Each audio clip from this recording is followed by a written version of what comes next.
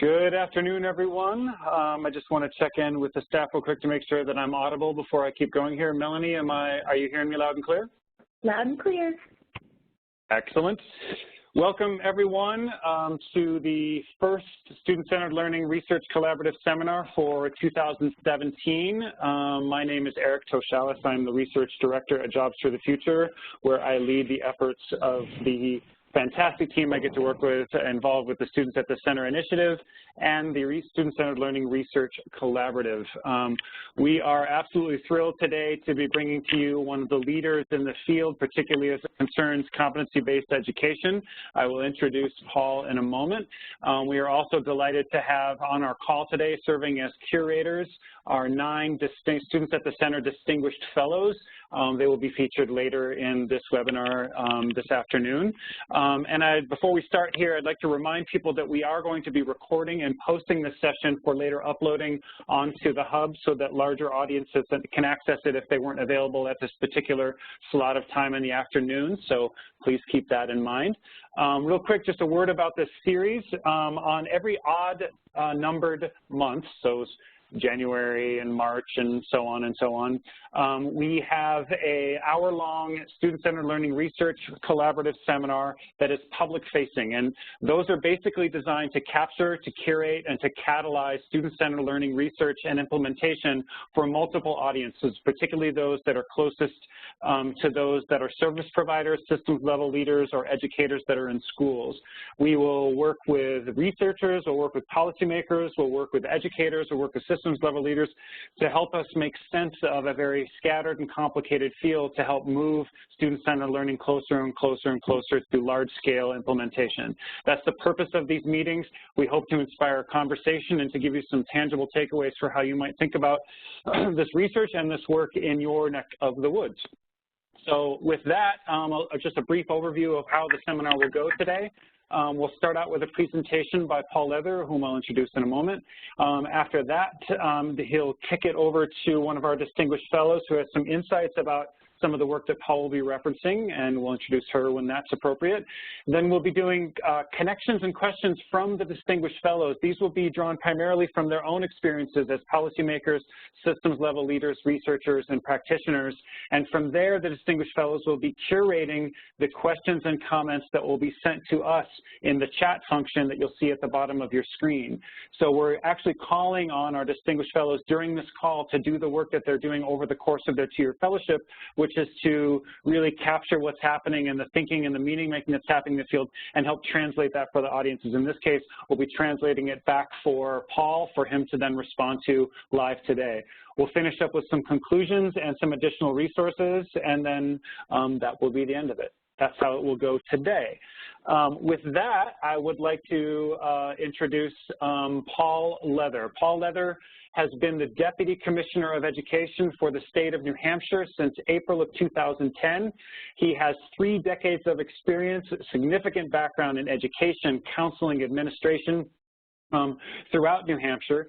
He's also serving as Director of the Division of Career Technology and Adult Learning for the New Hampshire Department of Education, and he oversees the administration of vocational rehabilitation, adult education, career and technical education, tech prep, school guidance and counseling, apprenticeship programs, and career development efforts, including Workforce Investment Act coordination for the New Hampshire DOE. In addition, Paul is the past president of the Council of State Administrators of Vocational Rehabilitation, and he oversees statewide initiatives such as high school redesign, extended learning opportunities, and dropout prevention. That he is busy should be well established given that bio, but I can say from personal experience of having heard him speak and of having worked with him since he's been an advisor on our project, he is a leading thinker, implementer, and systems-level, state-level change maker in the field of student-centered learning, particularly as it concerns competency-based education, forms of instruction, and forms of assessment. The title of his talk today is Encouraging and Sustaining Competency-Based Learning Environments, Lessons from New Hampshire, and we are absolutely delighted to have Paul with us today. So Paul, please take it from here.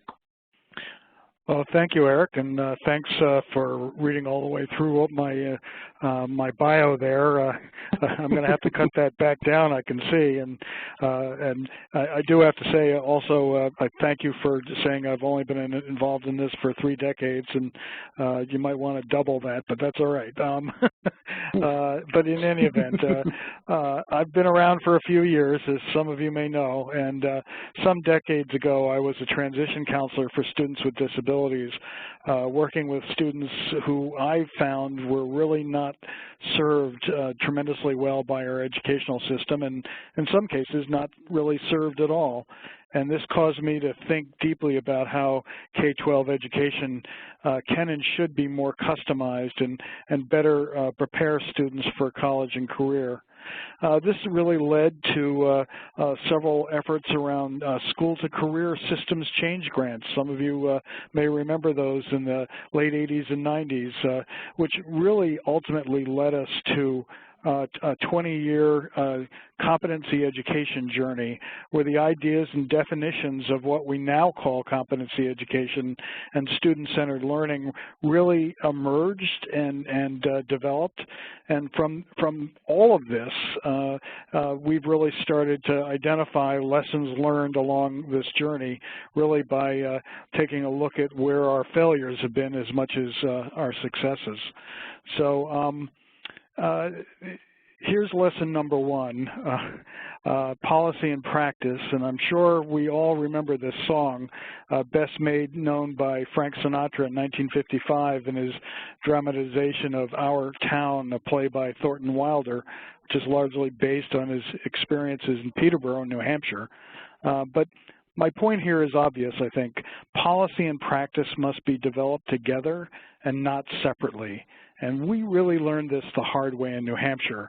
First, trying to develop proof points of competency-based education at the field level, and then based on those experiences, trying to change policy that would better enable work in competency education, and then going back to work on proof points again. And it's been a long, hard road.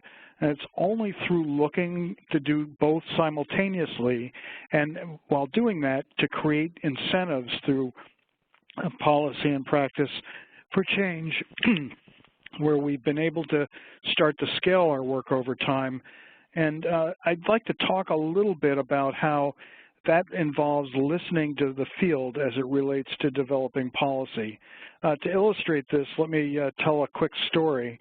As some of you may know, our performance assessment for competency education pilot attempts to foster organizational learning and change by appealing to really the intrinsic motivation of adults as they improve their work, rather than relying on a top-down accountability and various compliance strategies.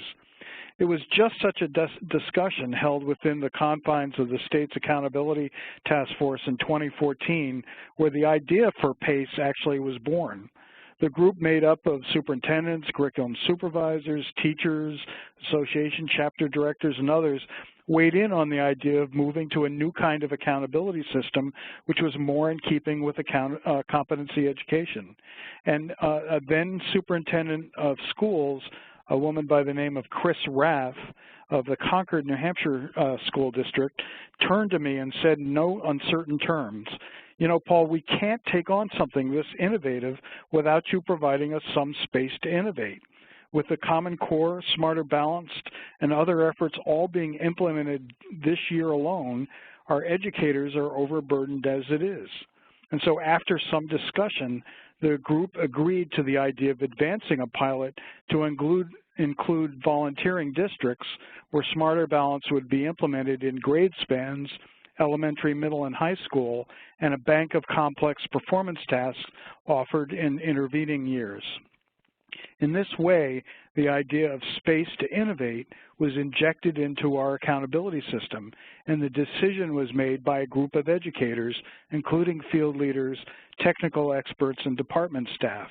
We ultimately convinced the U.S. Department of Education of this need, and thus our pilot was born. Lesson number 2, KISS. I think we all know what KISS stands for, right? Commissioner Berry addresses competency-based education by talking about how all parents and educators want confident and competent graduates. Well, this really comes from research that suggests that competence itself arises from the union of capability, which is really deep knowledge of core content and its application in a variety of settings and content areas, and a student's sense of agency or confidence that they can succeed in a variety of opportunities. So much of our public will conversation is about how to frame these deep issues that are complex in research in ways that make sense to parents in the larger community. We've learned to keep it simple and tied to student success whenever possible. So why are we so focused on competency education anyway? We know that kids not only need to know many things, they need to apply that knowledge in real-world problems and situations.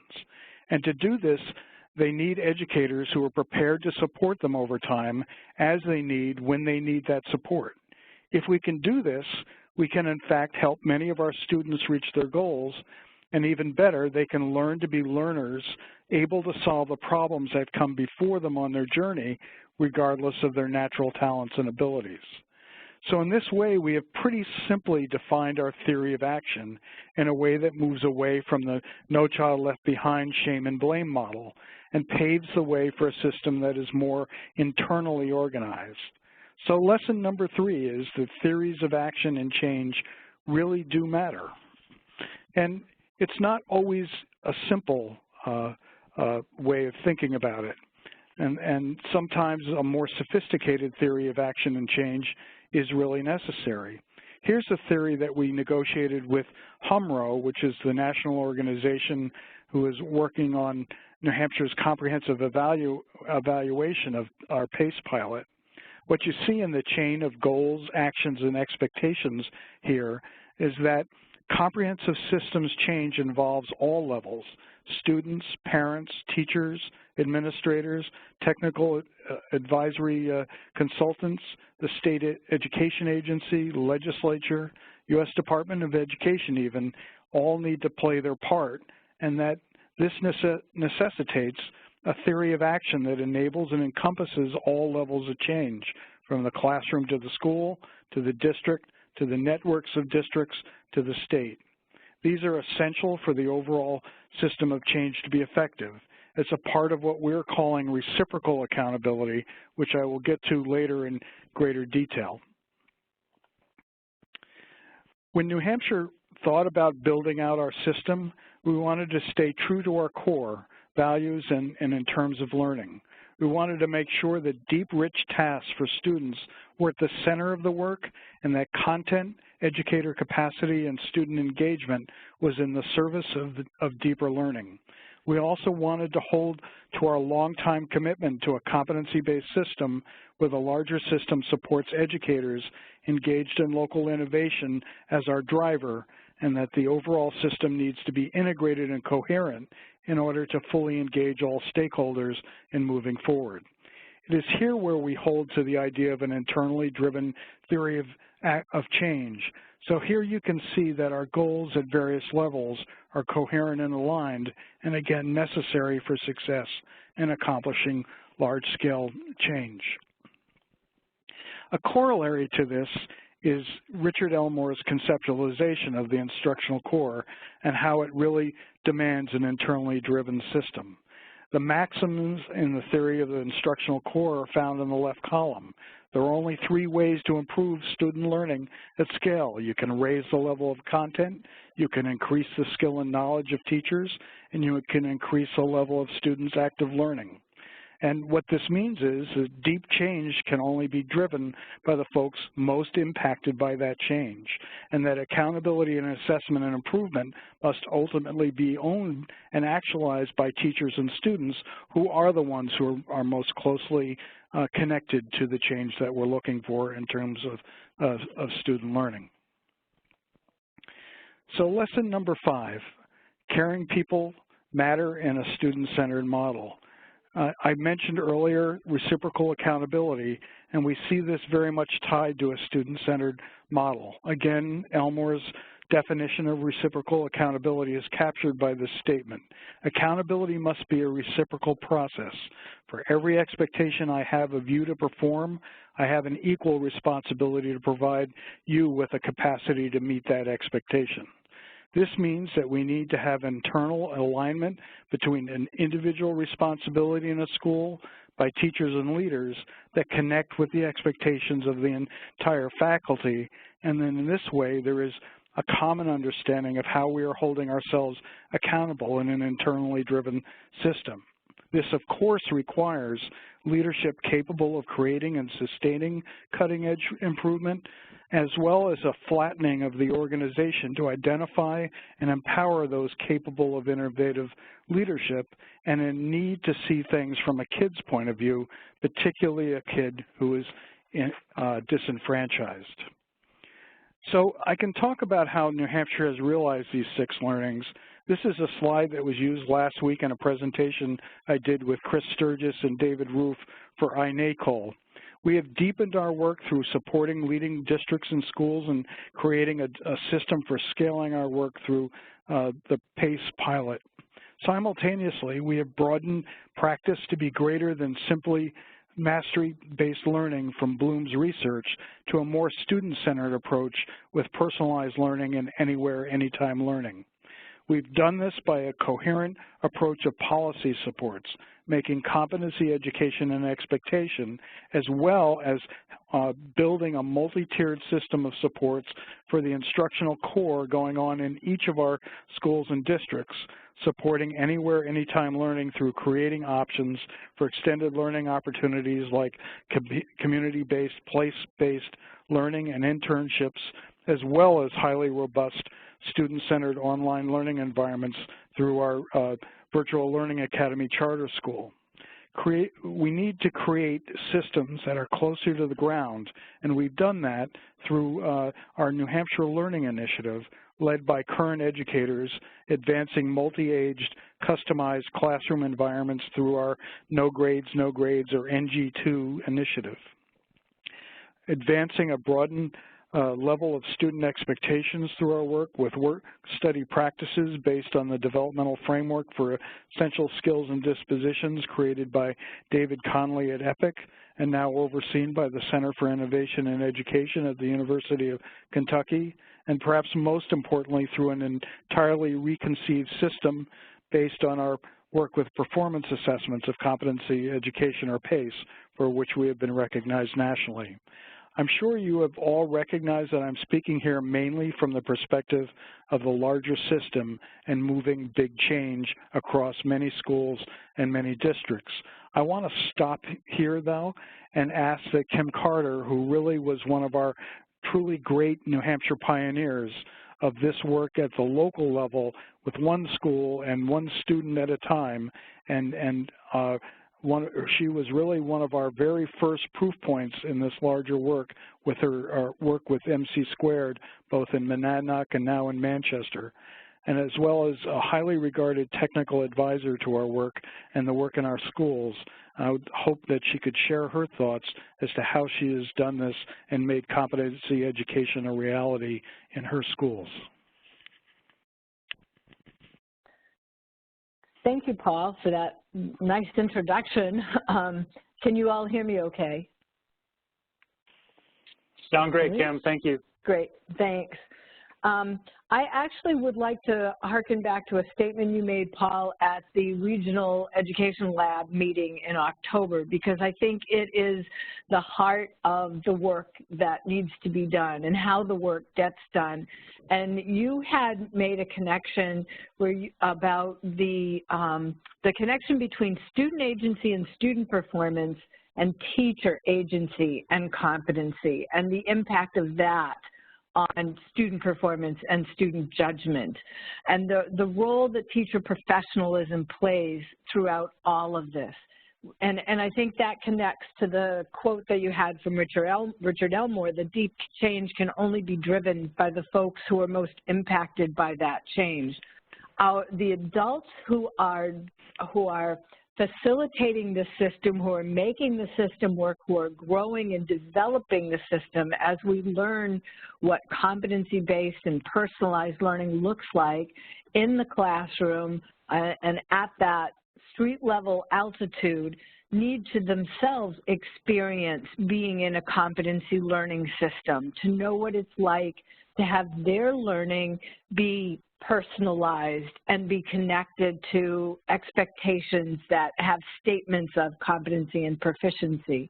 And that's where the changes really start to take root, is when we shift what we think of as teacher professionalism to our teachers and the educators in our systems being learners themselves in ways that model the kinds of performance assessments and multiple pathways that we want them to develop for our students. I find that that's been the hardest shift over the years, in particular, to develop the competency-based systems. I could go back and say I started in my own classroom with a group of students who had different degrees of engagement, and I did my own little iterative cycles of inquiry, trying to understand what could engage more students more deeply and successively. And that path pretty inexorably moved me toward being able to articulate really clearly what the expectations were for learning and what are multiple ways to demonstrate those expectations. And over the years since then, I've found that it's engaging in that kind of rich learning with students and youth as co-partners. So, I mean, co-partner sounds a bit redundant, but truly having our students in the learning process about how we can all learn more effectively and how they can learn more effectively has been where my greatest developments and our greatest developments in our competency model have been. So I really encourage looking at this, what I think is the essence of this work, which is both student and teacher agency and performance. So that's really the key thing I had to share, unless there's something else somebody wants to ask, or if there's something, Paul, that you wanted me to talk about. I just thought that's been the most relevant for me in our development work over the years.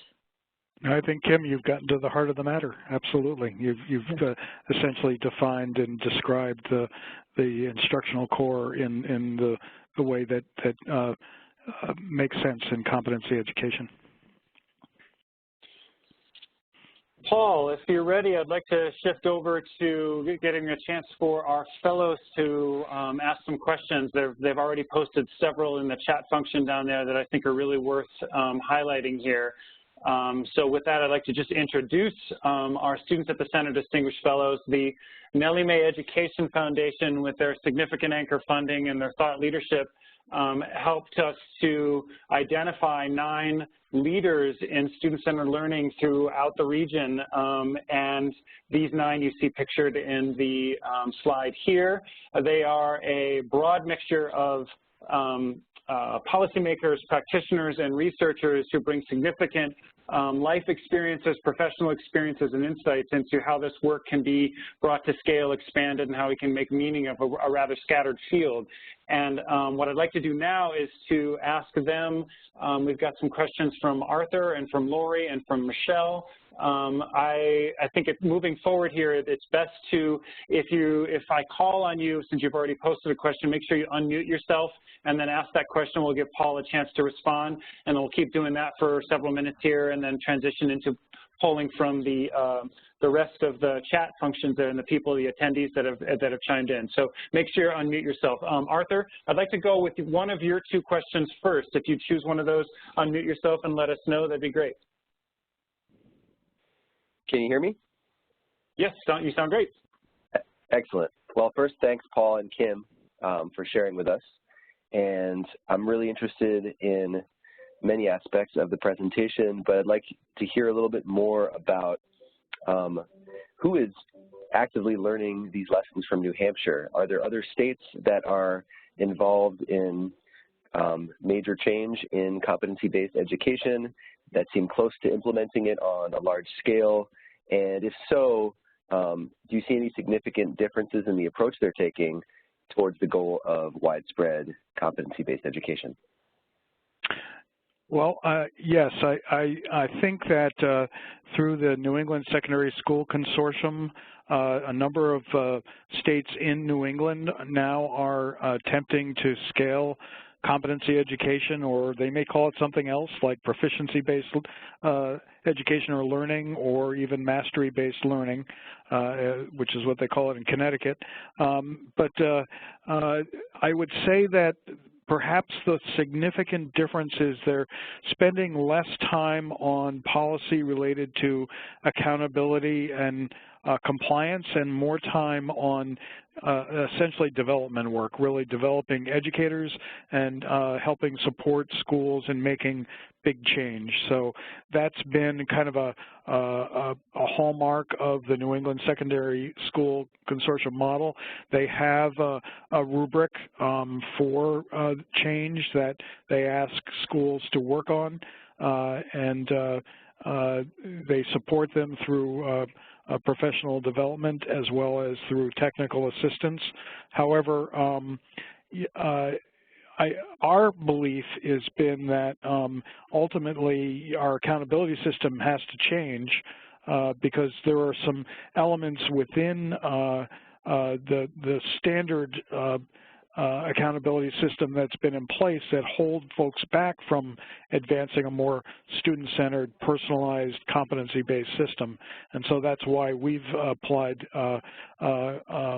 more of a aspect of accountability. I might also say states like Kentucky, South Carolina, even North Carolina to a certain degree, and a number of other states that are involved in the Innovation Lab Network of the Chief State School Officers have been working on competency education and to more or less of a degree, and are thinking about ways to scale that both through policy and practice, some more successful than others. Terrific. I'm looking at the chat here and seeing that Lori has asked a question that I think speaks to both what you have been saying, Paul, and also Kim's insights and connecting to that work. Lori, I wonder if you might unmute and ask that question of Paul for a second.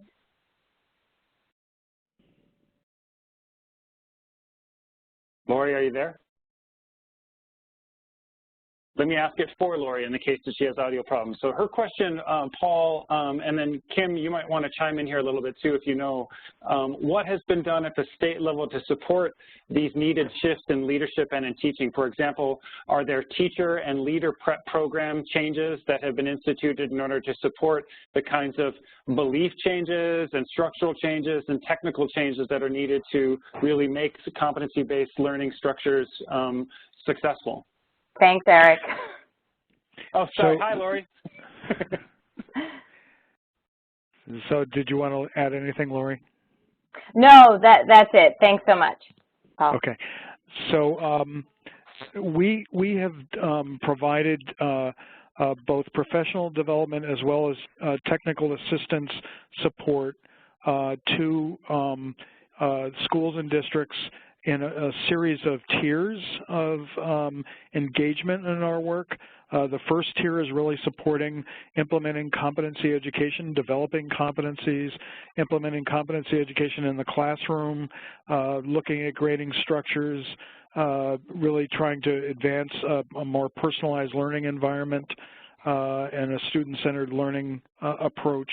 And Tier 2 has really been focused more on professional development in performance assessment in terms of implementing curriculum and deep instructional practices in performance assessment and calibrating scoring in that regard and building teacher capacity to implement really rich, robust tasks for students. And then in our third tier, we provide tremendous professional development all along the way. getting lots of feedback mute here. if you're not on. Make sure you mute your connection if you're not on there. Thank you. Sorry about that, Paul. Thank you. Then lastly, we provide tremendous professional development and technical assistance to schools that are actually implementing the full-blown performance assessment of competency education model as an accountability system, including supports around change in practice based on data that comes out of the accountability system. And I just give an example there. We found one of our school districts was really scoring students much higher, finding more students proficient along a similar rubric with common tasks than other districts were doing. And we pointed that out through the accountability data, and their teachers took that information and went back and looked at how they score students and how they support students in learning, and really refactored their whole grading system and really advanced greater rigor for their school and district, and that had an impact in the following year in terms of their ability to demonstrate greater student growth and learning. So we found that our model has worked. It really has provided the kinds of supports that our participating educators, schools, and districts need. Now, I'd just add that we're building the capacity within where the teachers who are involved in this whole process are beginning to lead the whole process. So it's really being generated and supported by our educators themselves. Can I follow up quickly, Paul? Please, go ahead, Lori.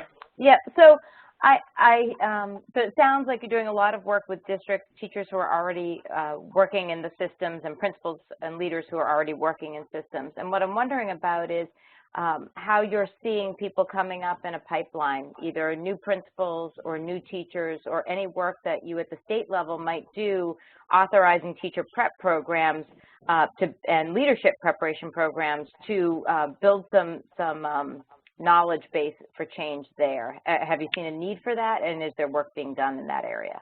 Yeah, we absolutely see that as the longer range goal. We've been very fortunate that we have in New Hampshire a group that refers to themselves as the IHE network, the Institute of Higher Education network of all of our teacher prep and leadership prep programs in the state. They have taken on advancing next generation and competency-based learning as a goal of theirs, and they've become quite engaged. And I have to say that this has been a developmental process over time. When we first brought this work to New Hampshire and really started pressing it, we found higher ed was and teacher prep programs were quite resistant to it. In fact, I actually had to separate Gene Wilhoit. I don't know if folks know Gene. He's the former executive director of Chief State School Officers from one of the leaders of the UNH Tech prep programs several years ago, because they got into such an engaged and heated conversation. However, just 2-3 years later, one of their doctoral students at UNH actually developed the calibration system for PACE and used that as her doctoral dissertation. And the next time I met with that individual from UNH, he cited how he was advancing the research that supports the teaching and learning methodology that we're doing. And so what we're seeing is all of this work starting to move into their curriculum at higher ed, and more importantly, what we're seeing is that they're changing their own instructional practice to be more competency-based for adults, both for their leadership programs as well as for their teacher programs. And to me, that's really where we're going to see the change, because I don't think you really can truly feel comfortable in a competency-based environment until you feel like you've experienced it yourself and know how it's going to work for you and for your students. I suspect that's a terrific segue to what Kim Carter might have to say on this matter. Kim, would you want to join in a little bit? Yeah, I was going to say, I think one of the other pieces that happened at the state level that has really supported the development and shifts at the IHE and the teacher prep level is adopting the INTASC standards, which were developed out of CCSSO, and they are competency statements, and they actually have learning progressions to them. So those are sets of expectations for teachers, and if you look at the New Hampshire certification standards for educators, they are essentially the INTASC standards. They've added a couple of components that I think are appropriate and relevant, like in incorporating UDL, Universal Design for Learning, as in designing for learning for different learner needs, but essentially they're the same language. So the teacher certification standards, the educator standards, which is what our teacher prep programs prepare their students for, are themselves competency-based and have learning progressions that accompany those. I think there are a couple other things that have happened with leadership from the Department of Education.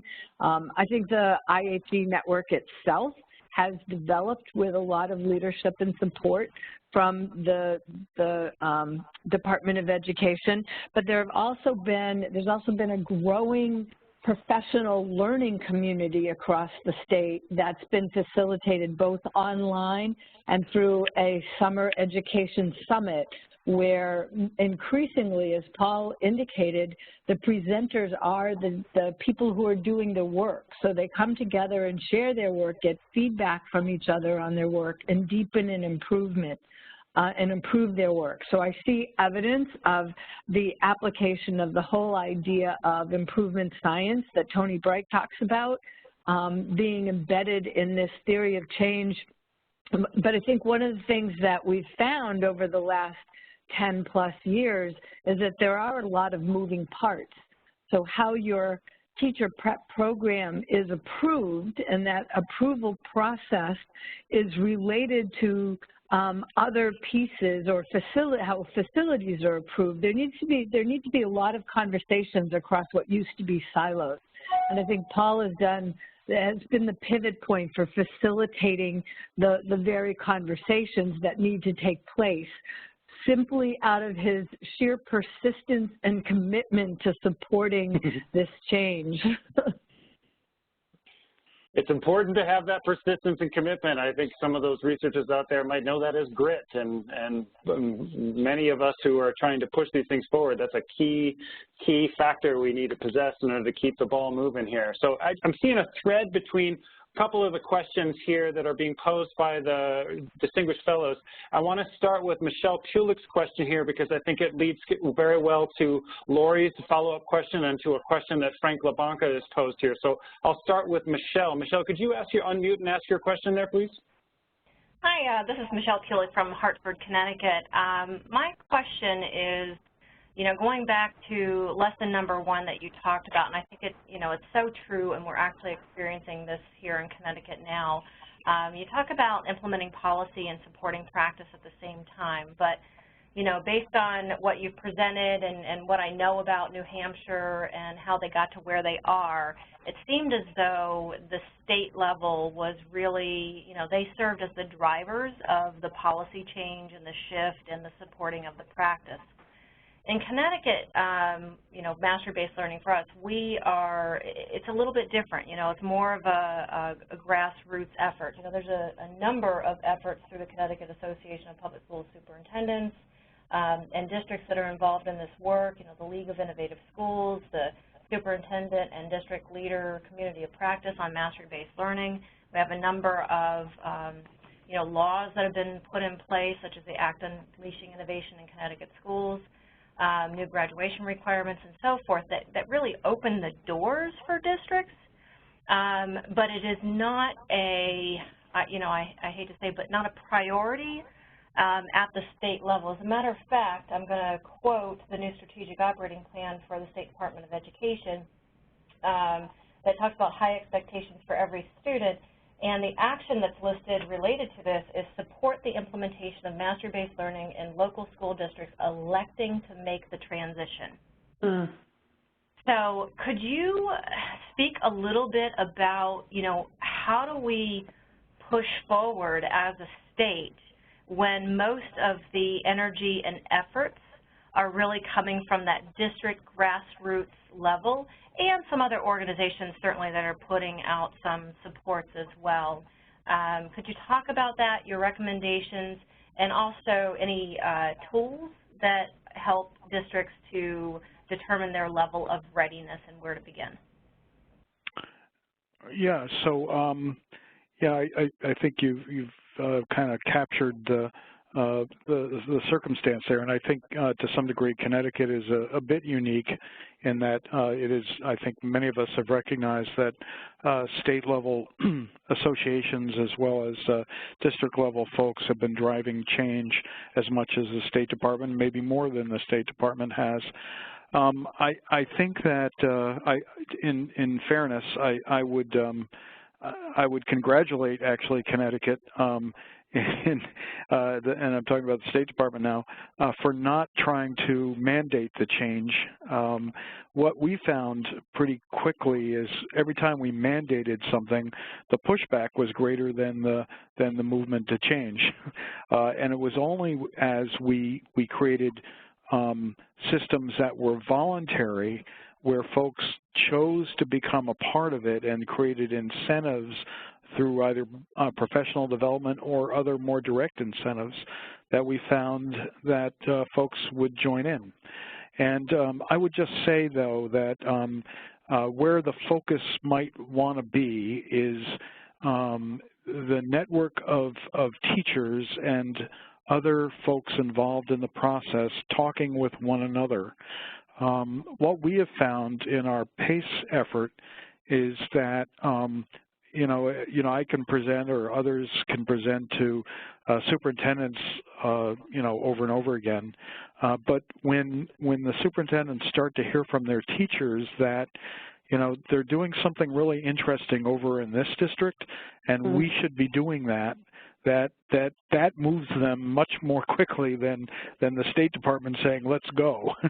So I think finding ways to convene educators. I think Kim made reference to we bring together our large numbers of New Hampshire educators every summer for a multi-day conference, and we've been focusing more and more on the work that we're talking about here. We had Linda Darling-Hammond in last year to talk about new systems of teaching and learning and assessment and accountability that was very coherent with the work we're doing.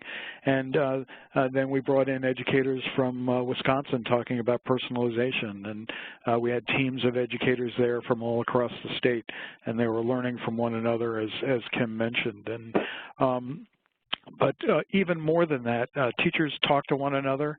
We're in an age now of social media where the communication no longer is controlled by what state you're in or what school you're in or what district you're in, but people communicate with like-minded folks, and finding ways to build off of those opportunities is really the way to go. So I think the collective commitment is going to come about through these kinds of crowd sharing methods as opposed to vertical systems of change. And it's those organizations and entities that learn how to really, in a very sophisticated way, drive change that way. Again, Kim mentioned Tony Brake. I mean, they're doing research through crowd sharing, right? So I think we need to really think in very different ways as we build these kinds of change over time. That's terrific, Paul. Connected to the need to generate collective will in order to move these reforms into the kinds of places and spaces where they will have impact that will be seen by communities, so that there's sort of a snowball effect there. I think Kay Kawashima-Ginsburg has posed a question here I'd like to give her a chance to ask. And following up to that, I think Frank asked a very similar question that is more about sort of systems level leaders. So I'd like to give them a chance to pose each one of these questions. Kay, could you ask yours first, please?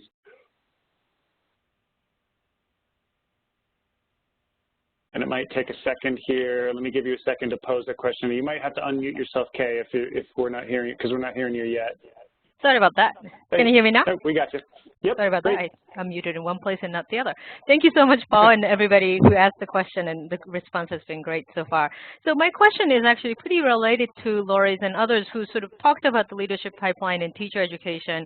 My question also has to do with sort of how to really change the internal efficacy and identity of the teacher who may come into the education profession thinking about really conveying the content and knowledge to the students, but not necessarily thinking themselves initially as sort of facilitator of the student-centered learning. So how do you sort of facilitate that really significant identity change, really, is what I'm curious about. Thanks. Yeah, well, I would hope that Kim might weigh into this as well, but let me just mention a couple things. I think that two things are essential. Educators need to see what a change would look like when it's successfully implemented and have a understanding of what that looks like. For me, one of those moments was back in the middle of the last decade, literally over 10 years ago, going to see Kim Carter's school and watching how she was working with students and having students present their work in student exhibitions. That was a powerful experience for me, and I know for our educators who went out, literally flew out to Wisconsin and saw personalized learning experiences and multi-grade classrooms and personalized learning and student agency at a very high level. When they came back, they started building those kinds of systems directly. The other piece that I would just mention is that we have found absolutely that strong and effective professional learning communities need to be in place in schools to affect the kind of change we're talking about. They need to be active. They need to be really the driver for thinking amongst the teachers in the school, because it's through that kind of continuous attention to change and how it's affecting students and the kind of learning that they're experiencing and the kind of data that's coming out of that where change and improvement will occur. So it's really through those two methods that we found biggest change to occur. Kim, I don't know if you would like to add anything. Yeah, I would definitely underscore, I don't think there's any more powerful experience than being part of that experience, whether it's through school visits or even more directly sitting as a panelist on a student defensive learning, or being involved, even like our ELOs, our Extended Learning Opportunity Network in New Hampshire. Students apply their learning, create products, and then present what their learning is. And being panelists on those types of learning experiences, whether they're a discrete learning experience or a defensive learning like our students do to move to the next grade level or even to graduate, that's the most sort of totally in the experience way for teachers and educators and even other adults to learn what this is about. The one other thing I wanted to mention is a resource that I believe was recently published on the Students at the Center website or hub, and that's looking at the CBAM model, the concerns-based adoption model, and how that applies and relates to student-centered learning. I think there's some good resources there. I think we have to remember in our very implementation that we're not trying to do a one-size-fits-all, and it's not going to be a one-size-fits-all for our educators either. So they need the same kind of learning experiences and support that Mind, Brain, and Education Science is telling us that our youth learners need, because it's just the way the brain learns. And I think the CBAM resource is a good unpacking of some of the considerations to keep in mind as you move forward. And Eric, you may have that off the top of your head where that is, but. anyway, I wanted to mention let's look into that, and we can add that to the resources that we'll post a week from now when we upload this, or next week when we upload all of these materials and associated resources to the website. And I'll speak to that in a moment. Frank, I want to give you a chance to ask your question because I think it moves from the teacher preparation pipeline to more of the system leader level there. Could you unmute and pose that question, please? More than happy to. Thank you, Eric. So I'm really particularly curious about the genesis of the network of people that began this work, and hearing a little bit about the leadership. Who was convened? How were these people brought together, or how were you brought together? Where did you do it? How did the process happen? Well, essentially,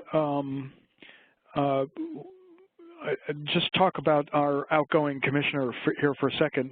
She's here for another couple weeks and about to leave, but she's been here for the last eight years, and I've been her deputy during that time. And her belief really has been that you only can really drive and create change if you can engage people in a series of meaningful conversations and have them relate to the change from their own perspective. And so she believes strongly that that not only does it need to be folks from a particular background, but it needs to be a wider array of folks. And so she started doing this around teacher effectiveness, actually, and evaluation models for educators, and brought together legislators, higher education, K-12 administrators, and teachers, and had them start to talk about what would such a system look like in New Hampshire. We didn't really have any statutory support for that, but it was something that was required at the time by the U.S. Department of Education, and Arnie Duncan, and big part of his movement. And there was lots of pushback, as we know, in many states in that effort. But the way Jenny Berry went about that is she brought everybody together and talked about it and had them look at how they might start to affect that change and what it might look like based on their own perspectives. And so having folks like legislators talking to teachers, having K-12 administrators talking to higher ed folks, having them all in the same room, having that discussion made a big difference. So we applied that same approach as we started to build this new accountability model that I was describing earlier for competency-based learning and performance assessment of competency education. And we brought together legislators, higher educators, K-12 administrators, and teachers, really based on their interest, and had them help us build the system. And I explained, some of the moments in time, if you will, of the experience. As we start to implement Every Student Succeeds Act, we're approaching it in very much the same way. The only downside is that you got to keep putting groups of 100-plus educators in a room together and facilitate their conversation. So it's a big process of facilitation, and you have to listen, and you have to take very seriously the input that you're getting, and not expect that it's going to move along at a pace that you've decided ahead of time, but learn from the experience of bringing folks together. It may take a little longer, and it may take a little longer to get rolling, but you end up with a much deeper and stronger commitment by all involved. Paul, that in terms of what it takes to keep things rolling and get things rolling, one of our attendees, Martha Deeds, asked a really good question here, and I think this is probably the last one we'll have time for as we kind of close out here in a couple of minutes. So, but the question is a good one. She asks, can you please speak to how school funding practices in New Hampshire either assisted or hindered the implementation of competency-based programs on a broad scale? Yeah, that's a complex question. I think the greatest benefit in funding in moving this whole conversation was the fact that once state and federal funds go to the schools and districts, particularly state funds, people can essentially spend it the way they feel is needed to deliver education as they choose. One of the things I've found is being a part of a national network with the Center for Innovation in Education, Gene Wilhoit and others, is that other states are much more directive in terms of how state dollars are expended and what it can be expended for. We're not very directive here in New Hampshire, particularly relative to state dollars. We all know there are limitations in federal dollars, but I will tell you that our commissioner has really emphasized development and growth over compliance in the state, and as long as folks aren't breaking laws as they use money, we are supporting them in trying to move their larger agenda. And so I would say that that's really the learning around the use of money. The other thing I would say is that New Hampshire is mostly funded, I'm talking about community-based schools now, mostly funded at the local level. Only about 20–25% of their monies, depending on what their average cost per student, are coming from the state or federal sources. And so local, again, they have a lot more control of their local monies. That's not true for charter schools. Kim, of course, does a lot of her work in her charter schools, and they are forced to use the state level money. But again, they're really, once they establish their charter, they really have a lot of flexibility. Fantastic, Paul. Thank you for fielding all of these complex questions. Definitely aware that each one of these, whether you pull on funding or you pull on the pipeline for teachers or you attach to each one of these threads, that they all sort of affect the other ones. This is a very complex field, and I think you and New Hampshire in general are really leading us and leading the nation to help identify the barriers and the stumbling blocks and also the things that really make this thing successful. So really appreciate the brain drain that you've given us today. I want to just direct a few, direct the eye of our attendees and to those who are checking this online when they offload it from the website later. There's a series of resources that you'll see here that we're going to upload onto the website, and I can see that in the chat panel we've received some resources from, looks like Joy Nolan sent a really cool link that we want to use, the Mastery Collaborative link, and then also a link from Sunny regarding the NCSL tracking of state legislation on competency education. We'll upload that one as well. And then we've got Kim Carter's recent article on the Hetchinger report that pertains to a lot of these issues. And of course, Dick Elmore's core piece on improving the instructional core that informs a lot of the way we think about this work and definitely the way that Paul has moved this work further and further along and closer to where it needs to get. So that's some coming attractions that we'll connect to with this resource. For the research collaborative coming attractions, just a few things to put on your radar for those of you that are listening. We have in March, our presentation will be from the great and famous and influential Jim Pellegrino.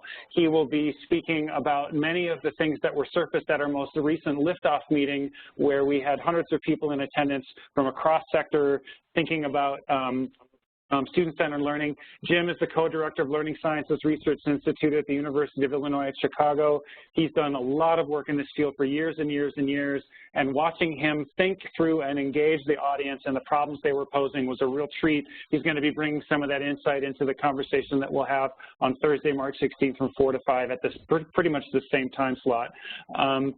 Also, make sure that you check one of our Distinguished Fellows podcasts. He's getting a larger and larger splash. The materials that you'll find connected to that podcast, the questions that he asks, the people that Arthur brings into those conversations, it's a rich opportunity to take this whole work into multiple different directions depending on who he has to come in and talk. It's a real great opportunity. You can get it on Podomatic or on iTunes, and the links we'll provide next week when we upload these materials.